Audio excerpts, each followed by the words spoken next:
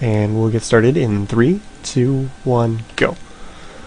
Alright everyone, welcome back. This is Ro16 with FXO Chef. Thank you for tuning into iCCup Television as we cover Gigabyte StarsWar 6. Once again, thanks Chef for coming aboard to cast today. It's a pleasure to have you. And like I said, this is Gigabyte StarsWar 6. We're in the round of 16. This is game number 2 between Dimaga versus ToD. You can check out Gigabyte at gigabyte.com. Their killer line of motherboards is a really good gaming-oriented series of motherboards that they're featuring by sponsoring this tournament. Very top of the line products, so if you need a motherboard soon, check them out.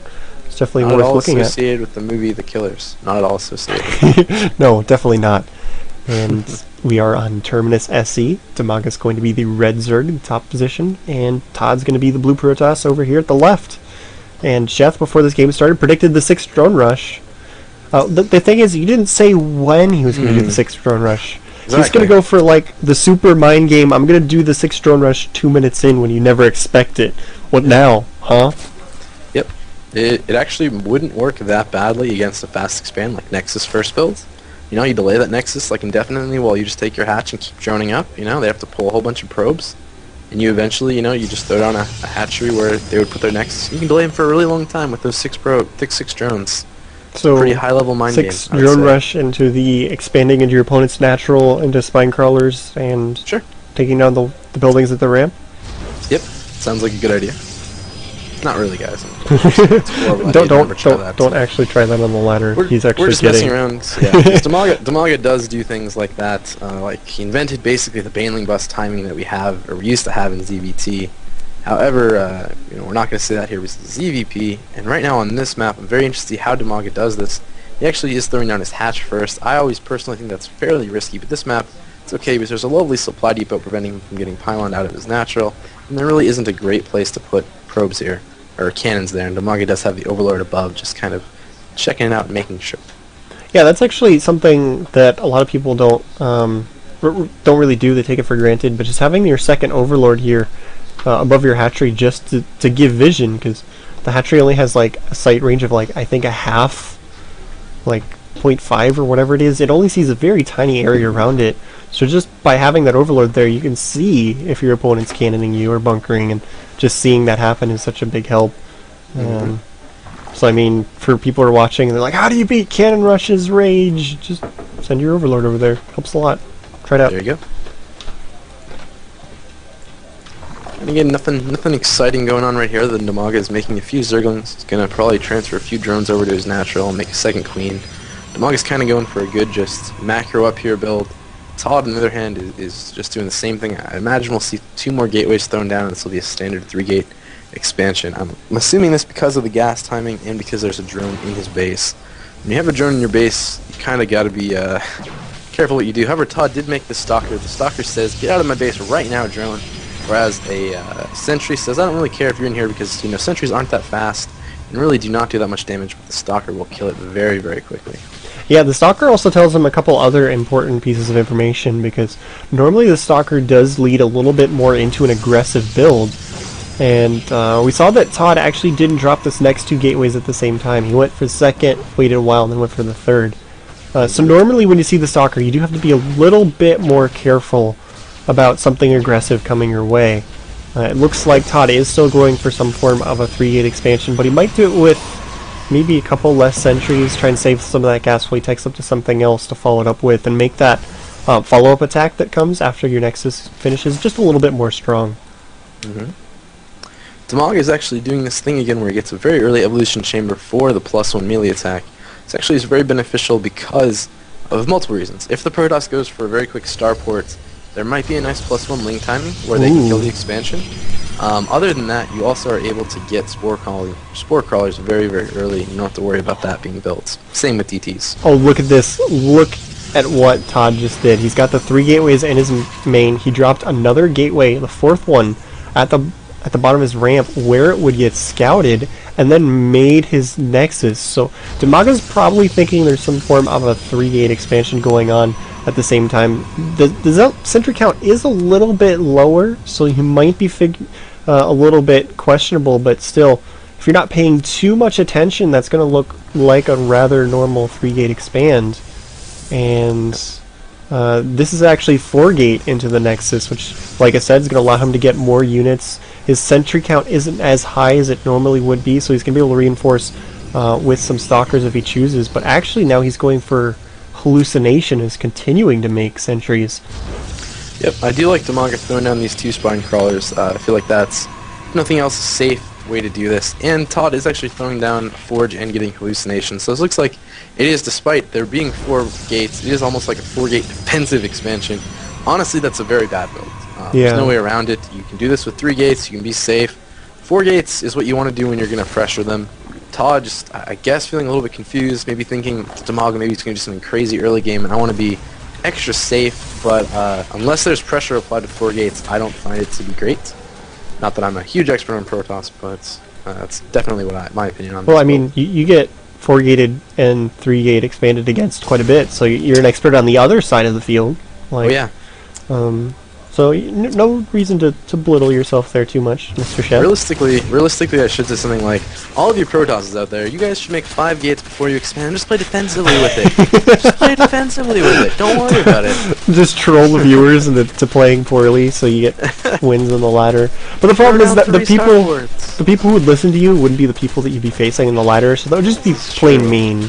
This is true. So don't actually do that, please. Okay. He's kidding. He's kidding. But check this out. Dimaga actually throwing down an Infestation Pit as well as a second Evolution Chamber. And then getting more upgrades for those things. This is a very interesting, different style. A lot of the times you'll see ZVP here with Banelings. Oh, but look at this. Punchblings. Dimaga just finished breaking down the rocks, and now he's in the 3rd base of ToD. So now ToD's going to have to wall this off as well. He never even finished the wall at the front. That choke point is still pretty large, so now he's got 2 entrances to his base here, and that's going to offset the difference in sentries, because, oh yeah, sure, you've got more sentries this time, but now you've got twice as much area to force field. Excuse me. Yep. The yawn was basically accident, but I do feel like Dimaga is very far ahead here.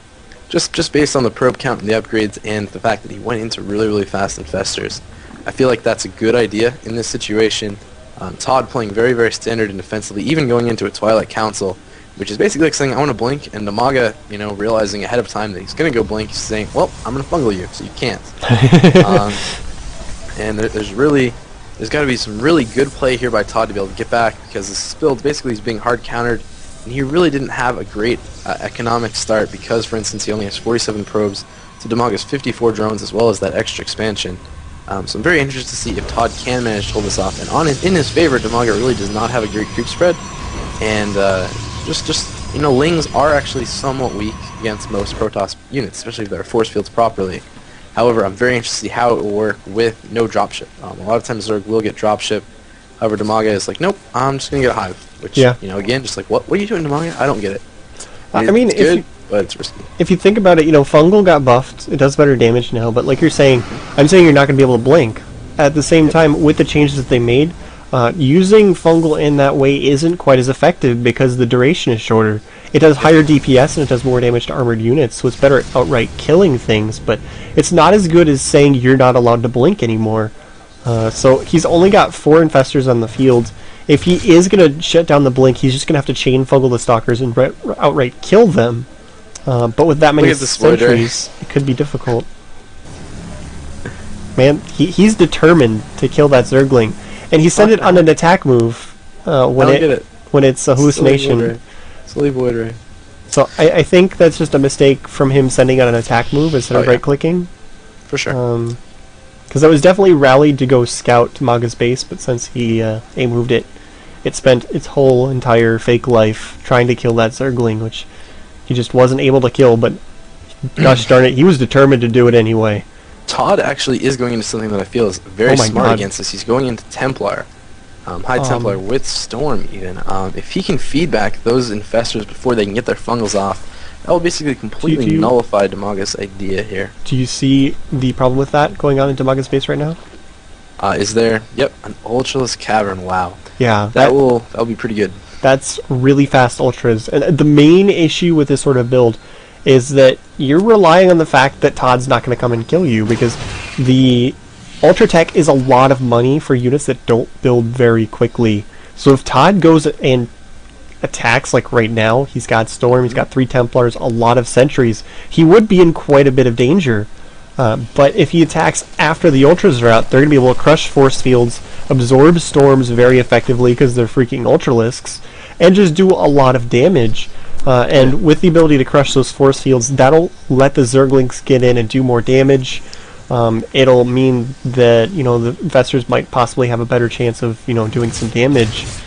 And we'll see how this works out. There's 2 Ultras on the way. A big thing if he had attacked right then too was that he had +1, +2 attack, and Dimaga really only had +1 Carapace. If he'd been able to stop, you know, and attack right before that +2 for Dimaga, Lings would have been nullified quite a bit more. However, now with that +2, it's going to be, you know, pretty weak again. Yeah, and you know, you see he's positioning here, but he's just holding off. He's trying to move forward, try to place down a pylon, but there is creep here. And that's going to buy enough time for the first 2 Ultralisks to finish. He's also going for the Neural Parasite upgrade. It's very difficult to do, but if you can actually Neural and then storm your opponent's army when they have Templar, I've actually seen Idra do that a couple of times, and it worked really well. It's difficult because the Templars are so small, it can be difficult to pick them out of the Protoss ball. But when you do it successfully, it does a ridiculous amount of damage. Quite a bit more than the Fungal Growth. And he actually went for 2 Archons here. Kind of interesting choice. I don't really agree with it. This is not the current patch, so those are not massive. No. Though that doesn't really matter against Zerg, so... he's actually throwing down cannons, just trying to hold this 4th base position. I like that idea. However, Dimaga, like, why are you attacking there, ToD? Why? Yeah, you can see him feedbacking a couple of the Infestors there, but he doesn't want to use all of his energy on the feedback. So the Fungal Growth actually did quite a bit of damage. This Ultra is soaking a ridiculous amount of damage and taking out a lot of units at the same time. There's Zerglings flooding everywhere, more Fungal Growths going off. I don't think he's going to be able to completely clear out this attack, but he's done so much damage, and there's 5 more Ultralisks on the way that he'll definitely be able to hold until more units pop out. That just went really, really well for Dimaga. The reinforcing Zerglings and Ultralisks are going to come forward and just completely roll over ToD. Wow. Not really much we can say. ToD basically just got outplayed. Dimaga played it well. It's a little bit risky, but that's okay. Dimaga didn't even throw down Banelings, which would have helped too. And just finishing that off. Yeah, so, I mean, there was an opportunity there. There was a timing window while Dimaga went straight for the Ultras, where ToD probably could have made something happen, at the very least, take out this 4th hatchery in the center of the map. You know, he had that timing window, the Eon timing, the one opportunity to do some damage. That's what that actually means. And he didn't get enough scouting information. That Void Ray, maybe if it got into the base and scouted successfully, he might have gone for the attack. So that little mistake there could have possibly what cost them the game. You never know. Yep, and now that we're done with this game, guys, I think we're gonna probably take a few minute break at least, because I need to go get some water, and I kind of want to order supper. That's fine. I'm gonna get Chinese food. And again, guys, right now is the next game we're going into is Hydra versus White Raw. It's what you've all been waiting for, besides these other games, you know, too. And of course, our beautiful casting. Who wasn't waiting for that, right? Right, yeah. Alan? Yeah, of course. So, you know, let your friends know, let whoever you want to know. We're going to be going right into Hydra versus White Raw. ZVP madness, just craziness, guys. I'm going to be taking notes. I'm going to be sitting there like, okay, what is Hydra doing? Okay, what is White Raw doing? You know, and I'm really going to look at this, and I'm going to have a lot of fun talking about it. Really am. So, I'll be right back in 1 second. For all of you guys who are like, no, we want to see the games now, have some patience, my friend. Have some patience. We'll be right back. Or at least I will be right back. Alan will be talking and doing whatever he needs to do, but I will be right back in 1 sec. Yeah, I'm just going to get this overlay set up correctly so that we can get this nice little thing on screen for you. I've got a nice image of Idra looking baller. Like, check this out. Hang on. Look at that. There's Idra there, and White Raw on the other side of the screen, with getting ready for some special tactics maybe, but we will be moving into Idra versus White Raw here in the next couple of minutes. Sheth is taking a quick break to get some water and stuff, so we're going to run a quick commercial, and then we'll be right back with Idra versus White Raw.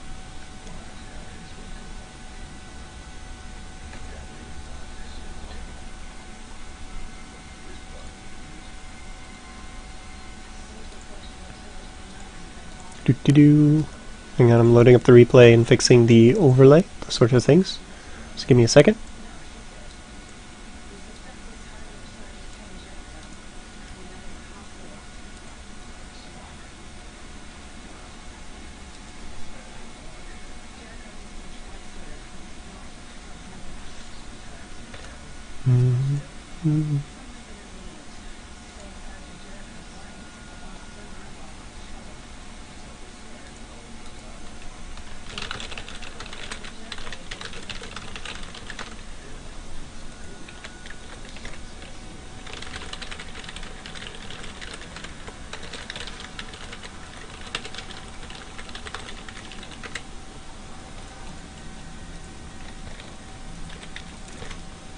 Okay, so we should be back from the commercial. We're still on a little bit of a break, as Chef did need a moment to refresh his drink supply, and he's actually ordering some supper for when this is over. But I'm still getting all of the overlays set up, so give me a few moments, and we should be able to fill some time. It's going to be Idra versus White Raw, Zerg versus Protoss. It's going to be epic. I don't know what number of rematch this is at this point. I've been listing everybody's sponsors, but White Raw, his sponsor is Duckload, and Duckload White Raw doesn't fit. If I call him Duckload Raw, people will probably troll. What do you guys think? Should I call him Duckload Raw or White Raw on the scoreboard? Your opinions matter.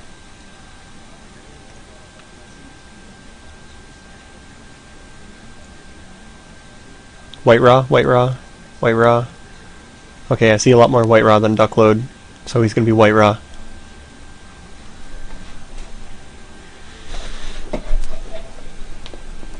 And Duck White Raw.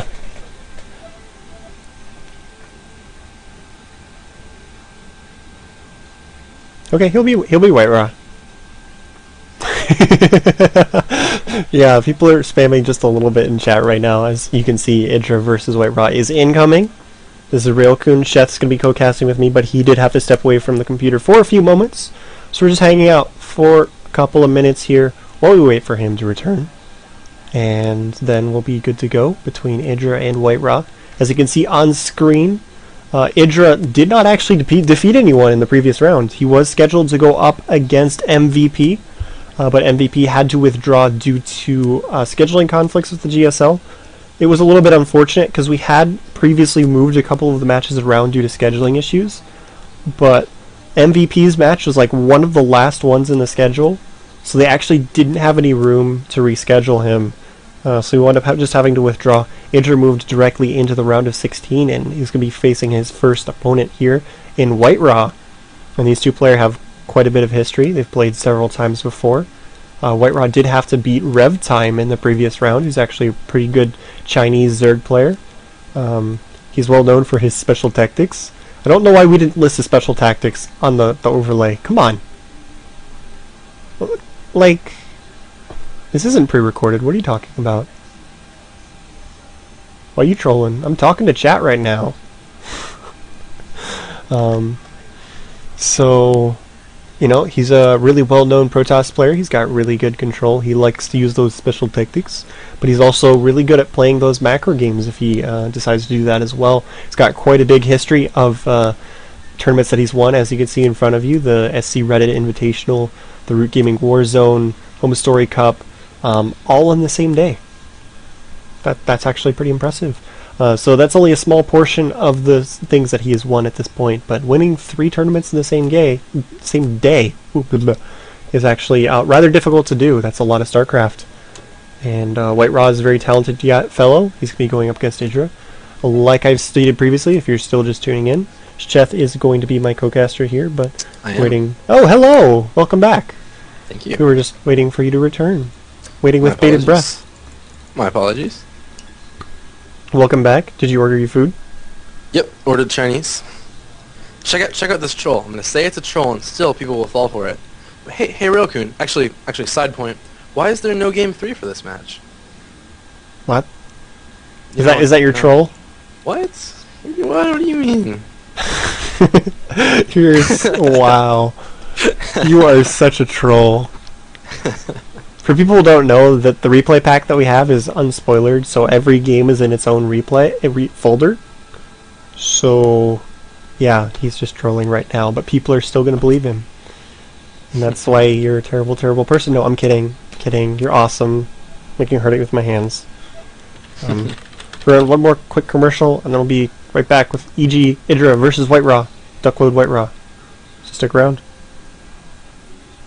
It's going to be awesome. It will.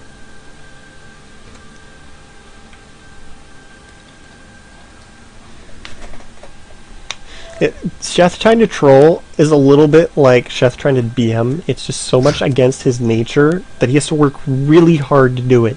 It doesn't always work. It doesn't always work. This is true. This is true. We have over 5,400 viewers though for this. Pretty sweet. Yeah, that's a lot of viewers wanting to see Idra versus White Raw. Nice. Just a couple. I like your tweet as well. By the way, it's pretty nice. I like it. I deny everything. It didn't happen. You'll go back in the VODs, and that portion of the VOD will just be mysteriously gone. Indeed, indeed. So who do you think's gonna win? Idra or White Raw? They're both really obviously amazing players. That's difficult. The thing is, like, normally, Idra, you know, the problem is Idra's been changing up his playstyle over his Protoss recently. He's actually been throwing in a decent amount of all-ins just to be unpredictable, which makes you just like a stronger player when you're unpredictable, just by the nature of it.